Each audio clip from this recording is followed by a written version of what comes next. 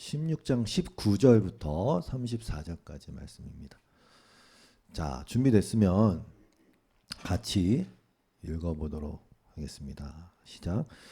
여종의 주인들은 자기 수익의 소망이 끊어진 것을 보고 바울과 실라를 붙잡아 장터로 관리들에게 끌어갔다가 상관들 앞에 데리고 가서 말하되, 이 사람이 유대인인데 우리 성을 심히 요란하게 하여 로마 사람인 우리가 받지도 못하고 행하지도 못할 풍속을 전한다 하거늘 우리가 일제히 일어나 고발하니 상관들이 옷을 찢어 벗기고 매로 칠하여 많이 친 후에 옥에 가두고 간수에게 명하여 든든히 지키라 하니, 그가 이러한 명령을 받아 그들을 깊은 옥에 가두고 그 발을 착고에 든든히 채웠더니 한밤중에 바울과 실라가 기도하고 하나님을 찬송하며 죄수들이 듣더라. 이에 갑자기 큰 지진이 나서 옥터가 움직이고 문이 곧 다 열리며 모든 사람의 매인 것이 다 벗어진지라.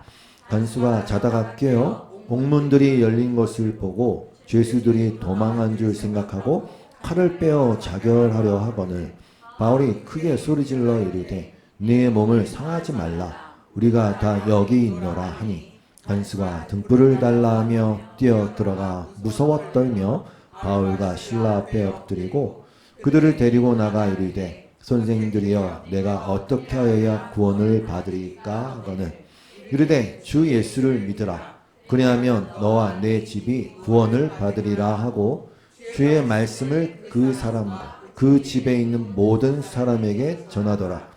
그 밤 그 시각에 간수가 그들을 데려다가 그 맞은 자리를 씻어주고 자기와 그 온 가족이 다 침례를 받은 후 그들을 데리고 자기 집에 올라가서 음식을 차려주고 그와 온 집안이 하나님을 믿음으로 크게 기뻐하니라. 아멘. 오늘 본문의 내용은 지난주에 나누었던 그 본문의 사건에 이어서 일어난 일이기에 지난주 내용을 잠깐 살펴볼게요. 제2차 전도 여행을 시작한 바울과 실라가 더베아 루스드라를 거쳐서 성령의 인도하심으로 빌립보에 이르렀습니다. 지도를 자꾸 보여드리는 이유는 이게 먼 허황된 얘기가 아니라 다 실제 있었던 얘기라는 걸 말씀드리는 거예요. 저는 이탈리아 가보지도 않았고 저기 빌립보 저기 있네요. 빌립보가 지금의 그리스라는 나라의 한 지역입니다. 거기서 루디아라고 하는 자색옥감 장사의 집을 회심시켰고 그곳이 빌립보 교회의 시작이 되었어요. 그런데 거기 마침 그 도시에 귀신 들려서 점을 치는 여종이 있었어요. 지난주 말씀이에요. 많은 사람들이 그 여종에게 몰려들었어요. 그 여종을 소유하고 있던 주인들은 장사가 아주 잘 되고 있었겠죠. 이 여종은 귀신에 매여 있을 뿐만 아니라 사실은 돈에 환장한 주인들에게도 매여 있는 비참한 처지에 있습니다. 그 주인이라는 사람도 결국은 돈에 매여 있는 사람들입니다. 그러니까 그 여종이 오늘 귀신이 나가서 정상으로 돌아왔을 때도 기뻐하기는커녕, 야 너 잘됐다, 야 너 드디어 네가 회복됐구나, 이게 기뻐하기는커녕 귀신 나가서 손님 떨어졌다고 바울을 고소 고발합니다. 여러분, 소위 말하는 이 자본주의 사회라는 곳은 돈이 지배하는 사회예요. 제가 어떤 다큐멘터리를 봤는데 사실은 이 세상은 실체가 아니라 빚으로 버티고 굴리는 세상이다, 이렇게 나와요. 그 제목이 그래요. 소제목이 돈은 곧 빚이다. 그 빚을 갚는 건요, 결국 누군가의 파산이 일어나야만 가능한 일이고, 그리고 여러분 아시는지 모르겠어요. 은행이 막 대출을 해주잖아요. 지금 대출 받지 말라 이런 얘기가 아닙니다. 은행이 대출을 해주잖아요. 근데 사람들은 어떻게 생각하냐면 은행에 그 돈이 있어서 정말 그 돈을 대출해 준다고 생각해요. 빌려준다고 생각해요. 근데 여러분, 은행에는 그 돈이 없어요, 사실. 그만큼의 그 대출해 준 만큼의 액수의 금을 가지고 있거나 그 지폐를 가지고 있거나 하지 않아요. 그래서 정부에서 어떻게 하냐면, 야 너네 막 돈 빌려주는 장사하는 건 좋은데 적어도 한 10% 정도는 진짜로 갖고 있어라. 이거 지급 준비라 그러나? 하여튼 10% 정도 갖고 있어라. 이 법이다. 근데 나머지는 뭐예요? 90%는 없다는 얘기입니다. 그래서 뱅크런이라는 사태가 일어날 수 있는 거예요. 뱅크런이 뭐냐면 위험하다 싶으면 사람들이 야 저축은행 뭐 큰일 난대 그러면 다 한꺼번에 몰려갖고 돈을 찾는단 말입니다. 문제는 뭐예요? 실제 그 돈이 없거든요. 은행에 그 돈이 없어요. 그럼 그 은행은 파산하는 거란 말입니다. 그걸 뱅크런이라 하지 않습니까? 그 은행이라는 것은 사람들의 어떤 그 있을 거야라는 허상 가운데 이자 놀이를 해서 배불리는 거예요. 제 얘기가 아니라 경제학자들이 그렇게 얘기하는 걸 말씀드리는 겁니다. 그리고 여러분 이 세상이라는 것이 이제 통용되는 야 너도 이걸 이 가치를 인정해 이 돈의 가치를 인정해 이게 달라지 않습니까? 금융패권을 달러가 차지하고 있는데. 근데 여러분 그 달러를 찍어내는 곳은 우리나라의 뭐 한국은행 같이 미국의 어떤 정부가 운영하는 공공기관이 아닙니다. 그 연방준비은행이라고 하는 FRB라는 것은 국가기관이 아닙니다. 엄밀히 말하면 그냥 개인 은행 같은 곳이에요. 세상에 어떻게 그 뭐 이자율을 결정하고 돈을 찍어내거나 말거나 하는 것을 어떻게 국가가 아니라 개인이 그렇게 소유하고 있죠? 그게 사실이란 말입니다. 현실이란 말입니다. 개인의 소유란 말입니다. 미국이라는 나라의 정부가 필요에 의해서 돈을 찍어내고 싶어도 그걸 국가가 정할 수 있는 게 아니란 말입니다. 개인에 속한 은행의 허락을 받고 찍어내는 거란 말입니다. 그래서 다들 거기 눈치만 보고 있는 거예요. 그 은행을 이루고 있는 FRB를 이루고 있는 사람들의 그 입만 쳐다보고 있는 거예요. 왜? 그 사람들이 금리를 올릴 거냐 말 거냐 이거에 따라서 막 전 세계의 경제가 요동을 치는 게 현실이란 말입니다. 이 얘기는 결국 이 세계의 경제를 몇몇의 사람이 주무르고 있다는 뜻입니다. 사실은. 되게 공정한 것 같죠. 아니란 말입니다. 이 얘기를 이 시간 자세히 할 수 없지만 세상을 떠받치고 있는 건 사실은 그래서 은행에 실제 돈이 없는 데 있는 것처럼 굴리듯이 세상을 떠받치고 있는 건 사실 사람들의 헛된 욕망이라는 것을 아셔야 됩니다. 거품이라는 걸 아셔야 됩니다. 돈이 지배하고 있다는 걸 아셔야 됩니다. 사람은 그 욕망의 노예가 된 것이고 그 귀신 들린 여종의 주인들처럼. 여러분 성경은 이자 놀이에 대해서 금지하고 있어요. 명확하게. 레위기 25장 36절에 너는 그에게 이자를 받지 말고 네 하나님 여호와를 경외하며 내 형제로 너와 함께 생활하게 할 것인즉 너는 그에게 이자를 위하여 돈을 구워주지 말고 이익을 위하여 내 양식을 구워주지 말라 그랬어요. 잠언 28장 8절 높은 이자로 재산을 늘리는 것은 마침내 가난한 사람들에게 은혜로 베풀어질 재산을 쌓아두는 것이다 라고 얘기하고 있어요. 에스겔 18장 13절 말씀이요. 돈놀이를 하거나 이자를 받거나 하면 그가 살 수 있겠느냐? 그는 절대로 살지 못할 것이니 이 모든 역겨운 일을 하였으므로 죽을 수밖에 없다. 자기의 피가 자기에게로 돌아갈 것이다. 그는 살 수 있겠느냐? 지금 그걸 겪고 있는 거예요. 특히 없는 사람들. 지금 심각하잖아요. 이 부채 때문에. 성경 말씀은 틀린 게 없다니까요. 그래서 성경이 뭐라 그러냐? 너 사랑에 비례에는 아무 빚도 지지 말라 그랬어요. 물론 방점은 사랑에 있어요. 방점은 사랑에 있어요. 사랑하란 얘기죠. 그러나 그 앞에 바울은 돈 얘기를 하면서 그렇게 풀어나가고 있단 말입니다. 로마서 13장 7절. 모든 자에게 줄 것을 줘. 이렇게. 거래를 하고 줄 것 줘. 값을 치러. 조세 받을 자에게 조세를 바치고 관세를 받을 자에게 관세를 바치고 두려워할 자를 두려워하며 존경할 자를 존경해. 그러니까 피차 사랑의 빚 외에는 아무에게도 아무 빚도 지지 말라라고 얘기하는 것이란 말입니다. 빚 어떡합니까? 아니 그런 얘기가 아니고 실체를 알으란 말입니다. 세상이 어떤 방식으로 돌아가고 있는지에 대한 실체를 알으란 말입니다. 아무튼 귀신이 여종을 집어삼킨 것처럼 보이지만 사실 그 꼭대기에는 돈에 더 씌워져서 그 돈을 하나님으로 섬기는 인간들의 욕망이 있다. 이걸 알아야 됩니다.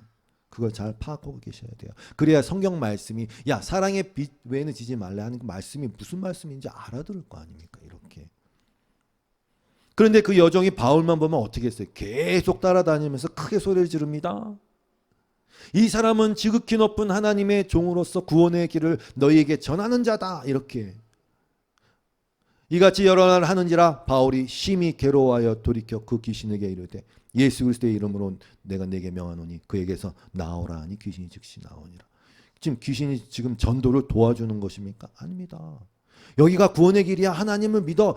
귀신이 그거 말하는 게 아니라고 말씀드렸어요. 하나님은, 하나님의 복음은 그런 홍보 따위로 구원을 이루게 하시는 하나님도 아니고 그런 말씀도 아닙니다. 오히려 뭐라고요? 그런 인간의 지혜와 방법을 무력화시키는 게 하나님의 구원의 목적이란 말입니다. 인간이 여전히 자기가 하나님을 주무르고 싶어서 안달난 그 행태에 정말 하나님이 동조하실 리가 만무하지 않습니까? 그 방법론에 하나님이 동조하실 리가 만무하지 않습니까? 사람들은 복음을 듣는 것이 아니라 복음을 전하는 자의 화려함을 볼 수 있거든요. 사람들은 복음을 원하는 것이 아니라 자신의 안락한 정신 상태를 유지시켜줄 어떤 것을 원하는 것일 수 있거든요. 사람들은 거대한 구조물 안에서 말해지는 것이 복음의 능력이라고 착각할 수가 있거든요. 그런 경향이 더 큽니다, 사실은. 사람들은 하나님을 빌어서 자신의 욕망을 채우려는 목적이 다반사일 텐데 하나님이 자신을 버리고 그 독생자를 죽이시면서까지 주신 그 구원의 길이 더럽혀지게 하나님이 그냥 놔두시겠냐 말이에요. 천만의 말씀 콩떡입니다. 아니요, 절대 그럴 수 없어요. 오히려 뭐라고요? 더 감추십니다. 그리고 스스로의 지혜에 속아 넘어가게 하신단 말입니다. 왜? 소중한 거니까. 정말 사랑하시는 자에게 주시는 거니까. 그래서 웬만하면 바울이 신경 안 쓰려고 그러는데 계속 그렇게 귀신 들린 자가 얘기를 하니까 자꾸 사람들에게 복음을 가리우고 이 복음을 마치 신점 받듯이 그런 차원에서 착각하게 만들까 봐 나선 거 아닙니까? 자꾸 파리가 와서 앵앵거린다는 뜻 말씀드렸죠. 이 심히 괴로워하여, 바울이 심히 괴로워했다는 뜻이 디아포네오라고 말씀드렸지 않습니까? 괴로워하다, 귀찮아하다, 불쾌하게 여기다. 그 구원의 길을 알면 뭐합니까? 그 구원의 길로 들어서야지. 귀신들은 기가 막히게 예수님이 하나님의 아들이라는 것도 알고 사도 바울의 전도가 구원의 길을 전하는 것이라는 것도 알지만 그 길 안으로는 들어오지 못해요. 회개를 못하니까. 그래서 예수 이름으로 나가라 그랬어요. 예수님의 이름 그 진리로 말미암아 모든 거짓들이 떠나가고 여러분 안에 혼미하게 하는, 이해하지 못하게 하는, 속이는 이 세상의 거짓들이 다 떠나가시기를 주님의 이름으로, 진리의 이름으로 축원합니다. 그래야 제대로 믿든가 말든가 하지. 아니면 계속 허황된 내가 만든 신과 내가 만든 신앙, 내가 만든 기독교, 내가 만든 믿음 안에서 맨날 뱅뱅뱅뱅 돌 테니까 진리가 너희를 자유케 하리라. 아멘. 아멘. 그렇습니다. 성도는 계속 그 과정을 가는 복된 사람들이에요. 살아있고 운동력 있는 말씀의 검으로 매일매일 해체가 되지 않습니까? 아주 좋습니다. 이 느낌이. 관절과 골수가 쪼개지는 이 기분. 저 깊이 숨겨져 있어서 10길 물속은 알아도 한길 사람 속은 모른다는 그 속의 양파 껍질을 다 벗겨내서 내 숨겨진 의도와 생각이 다 발가 벗겨지는 이 기분. 아, 좋다. 반어법일 수도 있어요. 너무 괴로워. 그래서 이 점집에 진짜 파리가 날리게 생겼어요. 이 점집은 여종들의 주인이 눈이 확 돌아가갖고 바울과 일행을 고소하고 고발했어요. 19절이 합니다. 여종의 주인들은 자기 수익의 소망이 끊어진 것을 보고 바울과 실라를 붙잡아 장터로 관리들에게 끌어갔다가 상관들 앞에 데리고 가서 말하되 이 사람들이 유대인인데 우리 성을 심히 요란하게 하여, 이 제목이 재밌어. 21절이 재밌어. 로마 사람인 우리가 받지도 못하고 행하지도 못할 풍속을 전한다. 이렇게 얘기했어요. 여러분도 그런 생각이 들 거예요. 살면서 하나님을 믿는 사람이건 안 믿는 사람이건 자기가 말하고 행하는 게 무슨 뜻인지 알건 모르건 간에 아무튼 다 진리를 선포하고 있는 것 같아요. 진리를 인정하고 있는 것 같아요. 이들이 얘기했어요. 지금 우리가 받지도 못하고 행하지도 못하는 말씀이라고. 맞아요. 하나님의 은혜가 아니면 귀 있는 자만 듣게 되거든요. 귀에 할례를 받아야만 듣게 되거든요. 그게 에레미야 6장 13절 이하의 많은 말씀에 나오는 거 아닙니까? 내가 누구에게 말하며 누구에게 경책하여 듣게 할꼬. 에레미야가 답답한 거예요. 뭐 말을 해도 다 왜곡해 듣고, 말을 해도 아전인수격으로 듣고, 말을 해도 야 무슨 심판이야, 심판 같은 소리 하고 있어, 이러고 있으니까 내가 누구에게 말하며 누구에게 경책하여 듣게 할꼬. 보라, 그 귀가 할례를 받지 못하였으므로 듣지 못하는도다. 그럼 어떻게 되느냐? 보라, 여호와의 말씀을 그들이 자신들에게 뭐로? 욕으로 여기고 이를 즐겨하지 아니한다. 이 사람들이 바울의 말의 행위가 다 욕으로 들리는 거예요. 사도행전 7장 51절 말씀. 목이 곧고 마음과 귀에 할례를 받지 못한 사람들아, 너희도 너희 조상과 같이 항상 성령을 거스르는도다. 그래서 예수님이 말씀하신 거예요. 귀 있는 자는 들을지어다. 귀 있는 자는 들을지어다. 그 귀. 행함도 마찬가지예요. 마음의 할례를 받아 성령으로만 가능한 그 행함이란 게 있거든요. 그 참 의미를 알고 행하는 거, 그게 진짜 행함이거든요.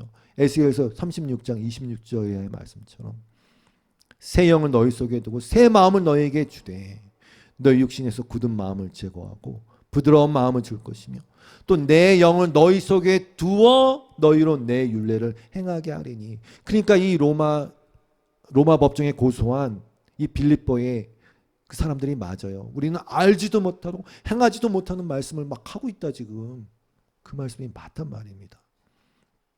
여러분 살면 그런 걸 많이 경험합니다. 아, 그렇구나. 아무리 얘기해도 소용이 없는 것이란 게 있겠구나. 그 모든 것이 때가 있는 게 맞구나. 아니면 다 잔소리로 들릴 뿐이구나.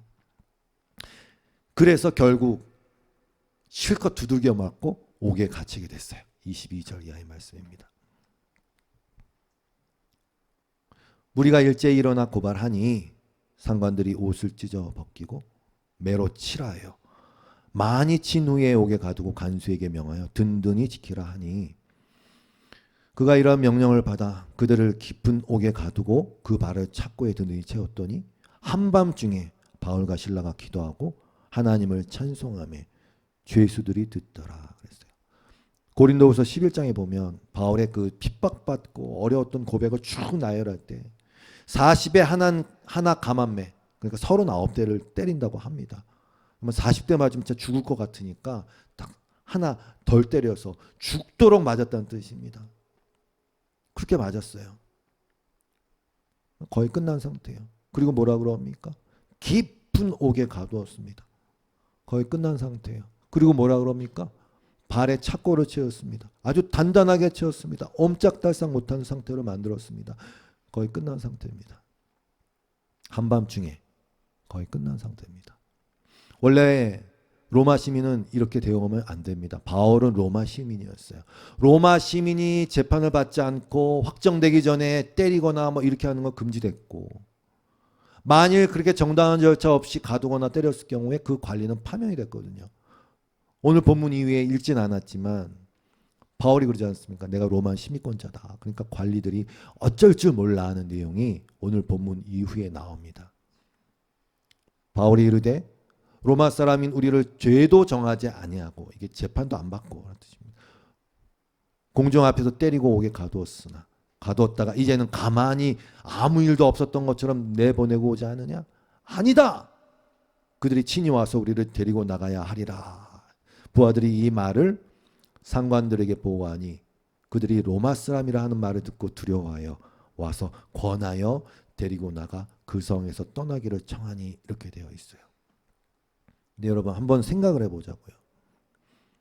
로마 시민인 바울과 또 뭐 누구는 신라도 로마 시민권자라고 얘기합니다만, 왜 많이 막 그냥 때리는 대로 막 맞고 깊은 옥에 갇히고 중재인 취급을 당했을까요? 왜 한마디도 안 하고 그렇게 당하고 있었을까요?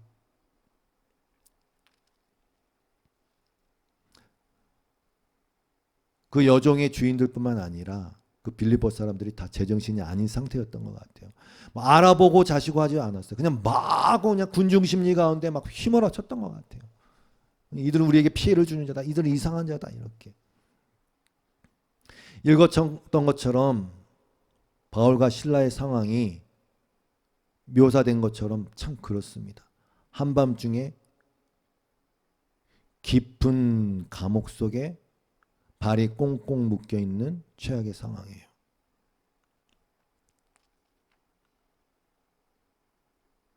성도 여러분, 성도가 할 게 뭐 있겠어요? 기도하고 찬송하는 거지. 그러니까 뭐 하시겠거냐고요. 그러니까 뭐 막 알아보겠어요. 막 야 연줄 좀 대봐. 어떻게 해? 야 여기 막 간수 아는 사람 없어? 야 총동원해. 없어요. 뭐 할 거냐고요. 인생의 한밤중을 맞닥뜨리면 뭐 할 거예요? 여러분의 인생의 한밤중에 맞닥뜨렸어. 발을 꼼짝할 수가 없어. 없어. 아무것도 움직일 수도 없어. 그럼 어떻게 해요? 막 울어야죠. 막 좌절해야죠. 그리고 아니야 할 수 있어. 반드시 이겨내리라. 막 그렇게 해야죠. 그것도 해보세요. 다 해보세요. 그런데 여러분이 정말로 아무것도 할 수 없다는 것을 인식했을 때 저는 그때가 있기를 바라요. 심령이 파산한 자가 되는 거. 그게 복이라고 주님 말씀하셨으니까. 성도는 그 경험이 있고 알아서 그 자리로 기어 들어가는 사람들인 거예요. 물론 받은 고난의 정도가 다 다르겠죠. 어쩌면 은혜로 그냥 그 사실을 깨달아 아는 사람도 있어요. 그럴 수도 있어요. 덜 맞고 그 자리에 있을 수도 있어요. 상관없어요. 그러니까 저와 여러분 아니 모든 성도 믿음의 성도들이 가는 길에 믿음의 여정 가운데 인생의 한밤중에 어떻게 하세요? 기도하고 찬송하세요. 너희 중에 고난 장하가 있느냐? 그는 기도할 것이요. 즐거워하는 자가 있느냐? 그는 찬송할지니라. 제가 다시 한번 분명히 말씀드립니다. 지금 여기 기도와 찬송 이거는 종교적 요식행위가 절대 아니에요. 내가 이번 연도부터 내가 반드시 매일 큐티해야지 라고 정해서 하는 그런 종류의 게 아니란 말입니다. 예배 순서 중에 야 찬송 시간입니다. 찬송합시다. 이런 게 아니란 말입니다. 무인도에서 열을 굶었을 때 여러분이 어쩌다 고기를 잡으면 제가 캐스터웨이라는 영화를 되게 좋아하거든요. 한 2000년에 나온 영화예요. 캐스터웨이 뜻은 뭐 버리다 뭐 이런 뜻도 있지만 조난자입니다. 바쁜 인생을 살아가던 그 페덱스 아시죠? 그 항공 저 배달하는 거 페덱스 직원이 비행기 타고 가다 추락해 갖고 무인도에 떨어졌어요. 그 어떻게 해서든 살아남기 위해서 몸부림을 치지 않습니까? 결국 탈출했지만 거기서 막 굶다가 고기를 한 마리 잡았어요. 어떻게 하다가 우연히 잡은 건지 뭐 작사를 만들어 잡았어요. 어떻게 했을까요? 이제 앉아갖고 이제 막 고민을 할까요? 어떻게 요리를 해서 먹을까?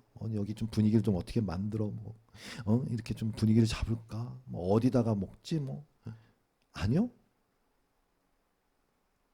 잡자마자 펄떡거리는 물고기를 그냥 입으로 씹어 먹었단 말입니다. 제가 말씀드리는 여기 나오는 찬송하고 기도하고 이런 거는요.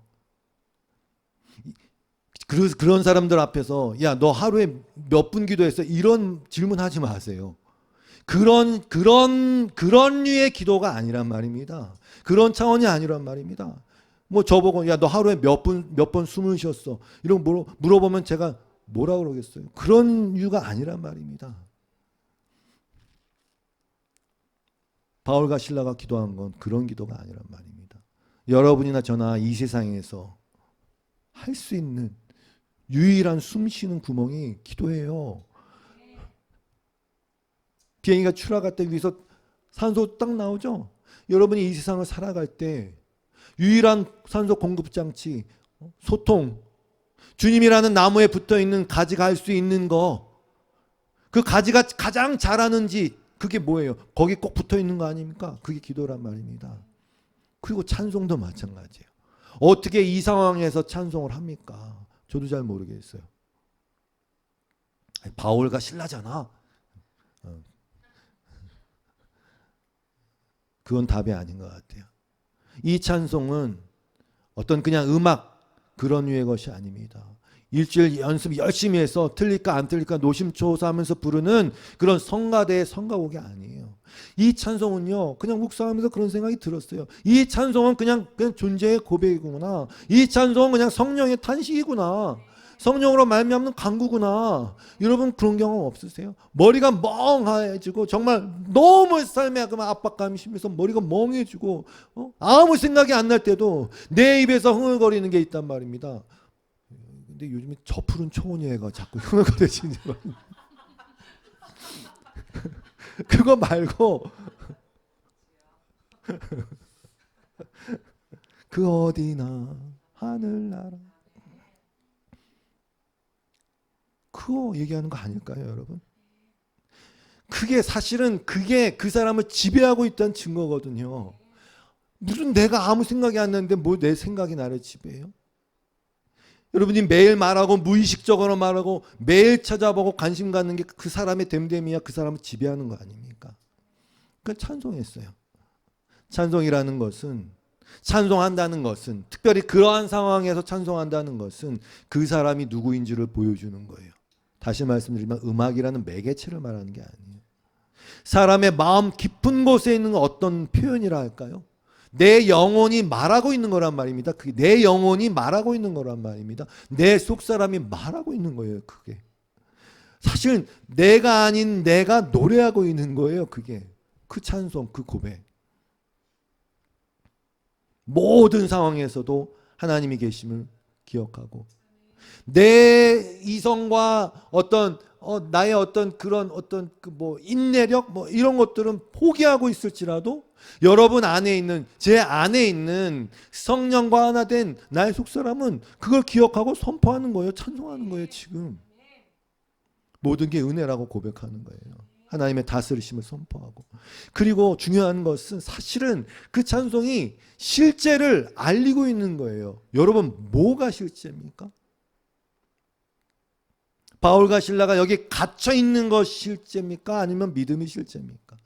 이 세상의 실제의 전부입니까? 아니면 보이지 않는 어떤 실제가 있는 것입니까? 찬송은 그래서 실제를 보이진 않지만, 지금 현실의 상황, 나의 상황은 그게 아니지만, 그럼에도 불구하고 마치 하나님은 다스리지 않는 것 같지만 그럼에도 불구하고 선포하는 게 찬송이에요.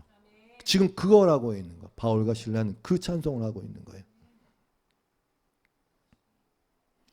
그러므로 기도와 찬송은 나의 신앙의 어떠한 경지를 보여주기 위한 수단도 아니고, 어떠한 목적과 수단으로도 사용되기 전에 그 자체로 호흡이 돼야 되고 자기 고백이 돼야 되는 거예요. 묵상하면서 이런 생각이 들었어요. 바울과 실라는 왜 탁 열리고 막 탁 착고가 풀어졌을 때 왜 안 나왔지? 바울과 실라는 거기서 나오게 해달라고 기도한 게 아닌 것 같단 말입니다.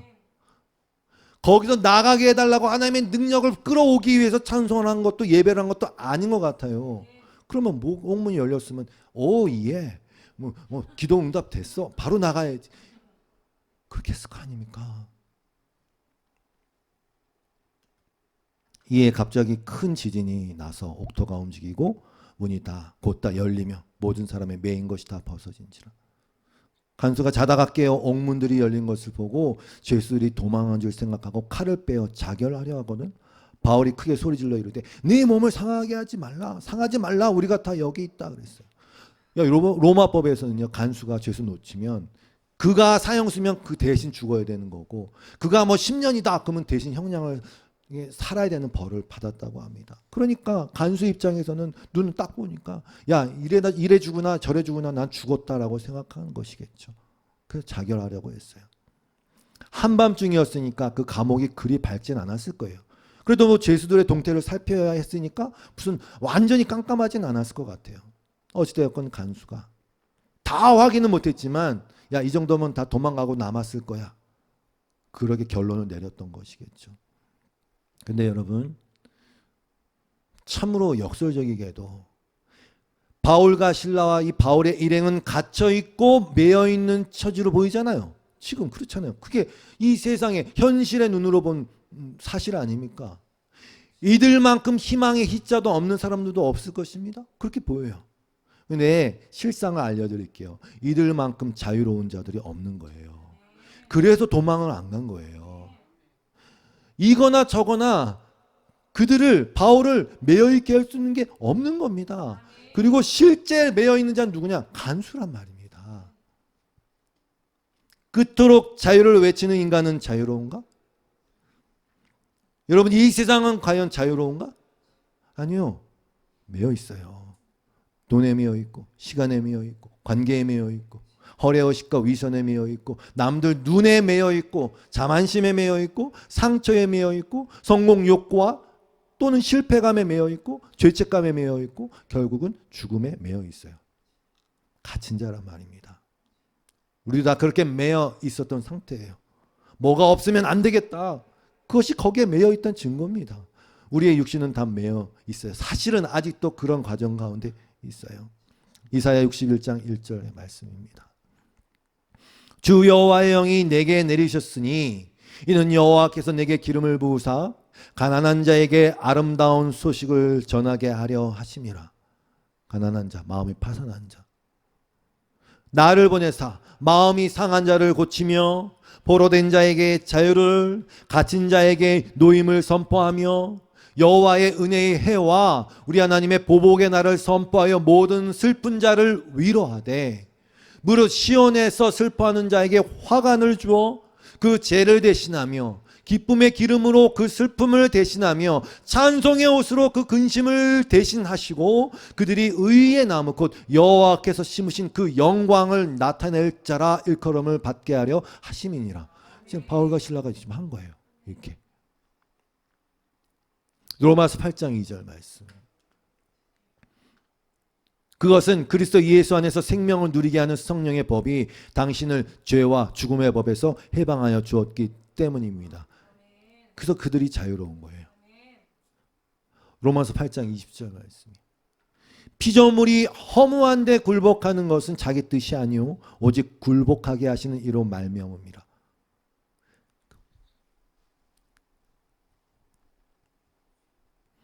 누군가는 생각할 거예요. 야, 걱정할 거 없이 그만큼 벌어서 갖고 있고 잘 먹고 잘 살고 걱정거리가 없으면 되는 것 아니야? 문제 해결된 거 아니야? 아니요. 결국은 허무에 굴복합니다. 결국은 채울 수 없는 것 어떤 것에 굴복하게 되어 있습니다. 그래서 성령으로 말미암아 성도들은 피조물들은 바라는 것은 썩어짐의 종노릇한 데서 해방되어 하나님의 자녀들의 영광의 자유에 이르는 것이다. 아멘. 바울이 이런 고백했어요. 고린도후서 6장 7절의 말씀. 진리의 말씀과 하나님의 능력으로 이 일을 합니다. 바울의 전도 사역을 얘기해요. 우리는 오른손과 왼손에 의의 무기를 들고 말씀과 그리스도예요. 영광을 받거나 수치를 당하거나 비난을 받거나 칭찬을 받거나 그렇게 합니다. 우리는 속이는 사람 같으나 진실하고 이름 없는 사람 같으나 유명하고 죽는 사람 같으나 보십시오 살아 있습니다. 징벌을 받는 사람 같으나 죽임을 당하는 데까지는 이르지 않고 근심하는 사람 같으나 항상 기뻐하고 가난한 사람 같으나 많은 사람을 부유하게 하고 아무것도 가지지 않은 사람 같으나 모든 것을 가진 사람입니다. 그래서 제가 묻는 거 아닙니까? 뭐가 실제냐? 뭐가 실제냐라는 것입니다. 갇혀 있는 것이 실제인가? 두들겨 맞은 것이 실제인가? 누가 자유자냐라는 것입니다. 간수가 자유자인가? 로마 시민들이 가둔 그 주인들이 자유자인가? 아니면 바울과 실라가 자유자인가? 성도는 그래서 세상에 매여 있지 않아요. 죄에 매여 있지 않고 이 땅에 매여 있지 않아요. 성도는 사단에 매여 있을 수가 없어요. 정죄함이 없어요. 심판이 없어요. 이미 믿음 가운데 있으면 심판이 없다라고 이미 얘기하고 있지 않습니까? 딱 매여 있는 게 있어요. 오직 주님의 사랑에 매여 있지. 은혜에 매여 있지. 그래서 은혜의 종노릇하고 은혜가 왕노릇하기를 사모하는 자가 됐어요. 지금 이 옥중의 장면은 그걸 보여주고 있는 것입니다. 누가 자유자냐? 하나님의 나라는 찬송가 가사 그대로 그 어디나 하는 나라입니다. 찬송가 가사에 그치는 게 아니에요. 사도 바울을 통해서 보여주신 거예요. 그래서 기록한 거예요. 야 성도들아, 이게 하늘나라다. 사망의 그늘에 앉아있고 죽어가는 그들에게 알려줘라. 이걸 알려줘라. 나사로가 죽었을 때 예수님이 말씀하셨어요. 나사로야 나오너라. 그럼 나왔어요. 근데 아직 풀어다니지 못하니까 풀어놓아 다니게 하라 말씀하셨어요. 저 여러분도 모두 묶여있는 것, 그게 생각이건 이 세상의 어떤 가치관이건 철학이건 그게 유튜브건 어떤 뭐 매개체건 그게 돈이건 우리를 묶어 놓을 수 없음을 선포하고 예수 그리스도 안에서 더 자유롭게 되시길 주님으로 축원합니다. 그 모든 것들을 빈곤함, 풍부함, 곤핍함, 부함 다 상관없는 그런 믿음의 경지까지 다 가셨으면 좋겠어요. 바울과 실라는 그럼 왜 안 갔을까요? 도망가지 않았을까? 전도하기 위해서 머물렀을까요? 그럼 그렇다 쳐도 나머지 죄수들은 도망갔어야 되는데 왜 안 갔을까요? 사람은 그렇게 얘기하더라고요. 막 지진 나고 막 정신이 혼이 싹 빠져갖고 지금 뭐 도망갔다. 너무 무서워갖고 너무 놀래갖고 막 꼼짝도 못하고 있었다. 뭐 그럴 수도 있겠죠. 저는 그런 생각이 들었어요. 현장에서 가늠한 여인을 돌로 치려고 할 그 현장에 예수님이 말씀하셨잖아요. 죄 없는 자가 먼저 돌을 들어 치라고 말씀하셨을 때 그 사람들이 다 뭐에 홀린 것처럼 그 순간만큼은 자각하고 인식하고 손에 있던 돌을 다 놓고 하나둘씩 돌아간 것처럼 바울이 일행이 기도하고 찬송했을 때 그 하나님의 임재가 있을 때 그 위험에 굴복한 거라고 저는 생각합니다. 그곳에 하나님의 임재가 있었다. 여러분 하나님의 임재 앞에서는 어떻게 되냐면 잠잠합니다.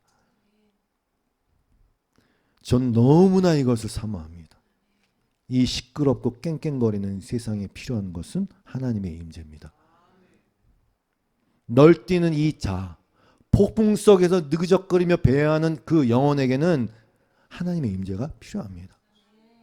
그 안에 있을 때 우리의 자아는 무력화되고 위협도 고통도 두려움도 무력화됩니다. 여러분 그 순간 시간은 정지됩니다. 왠지 아십니까? 영혼 속에 있는 거니까. 우리가 지금 여러분이 지금 죽어서 깨어나서 영생을 사는 게 아니라 지금 영생을 살고 있다고 말할 수 있는 이유가 여기 있어요. 무슨 이상한 교주들이 얘기하는 그런 거 아니에요. 실제입니다. 실제. 성도 여러분 우리가 하나님의 임재를 수단 삼지 맙시다. 그건 존재의 이유며 그것 자체가 모든 것이 되어야 돼요. 뭔가를 이루려고 하나님의 임재를 구하면 안 됩니다. 보이려고 우리 교회는 하나님의 임재가 있어 그딴 식으로 구하면 안 됩니다. 과시하기 위해서도 아닙니다. 사랑은 그 자체잖아요. 예쁜 여자 끼고 다니면서 자기 능력 과시려고 하는 사람 사랑이 아니잖아요. 법궤를 그런 식으로 하나님의 임재를 그런 식으로 이용하려고 전쟁터에 들고 나갔다가 폭삭 망한 게 이스라엘 백성 아닙니까? 그냥 그 자체를 구합시다. 하나님의 아름다우심을 구하고 하나님의 하나님 되심을 구하고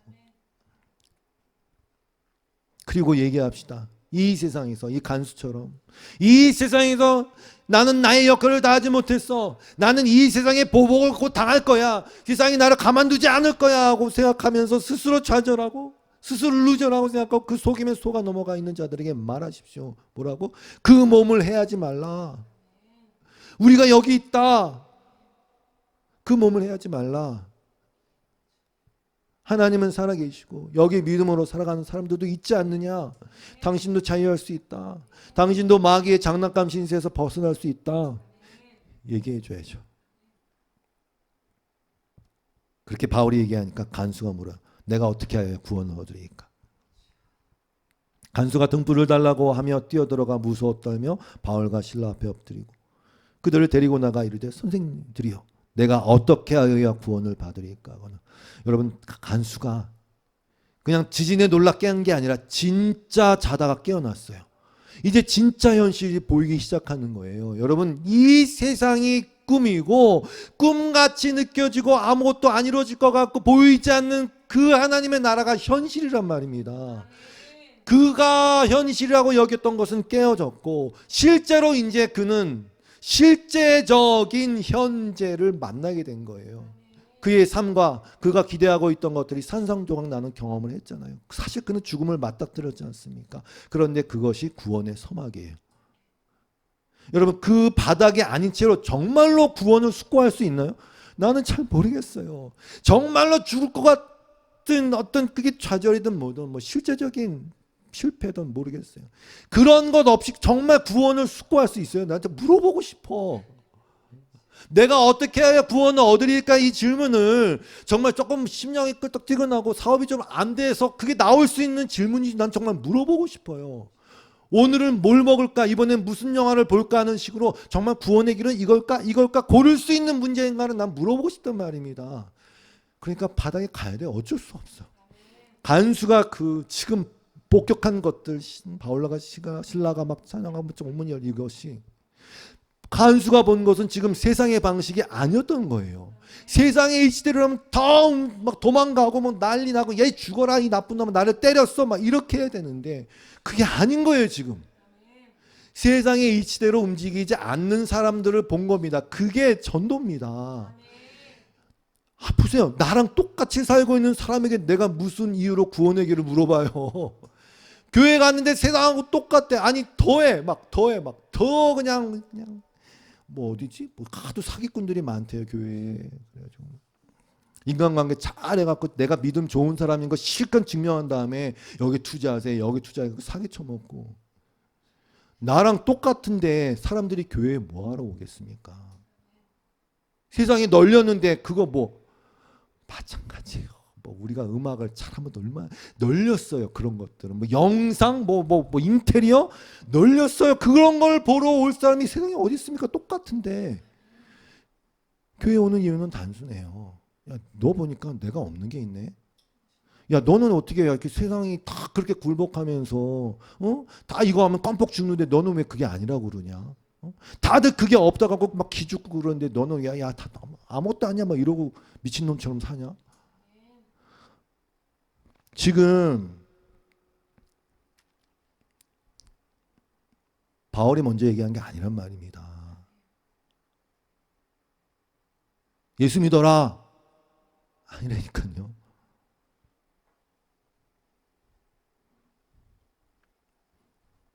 꼭 이런 것들을 행위적 차원에서 뭘 안 하고 뭐 봉사하고 뭐 이런 거로 생각하시는 분들은 아니요.